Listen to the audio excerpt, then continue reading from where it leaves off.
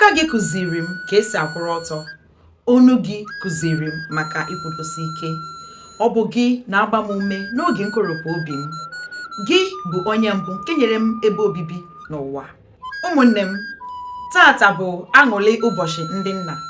Ka anyị gụpụtara ndị nna anyị fa, ndị dị ndụ na ndị jebere be Chukwu.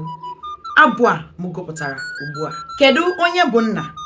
Nna abụghị naanị onye tụrụ nne gị ime gị.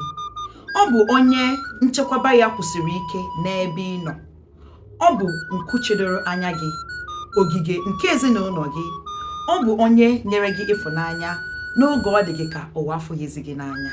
Tata anyị na-eri oriri maka ndị nna ọma, ndị nyere anyị ume ha mgbe ume nke onwe ha gbanapụrụ ha.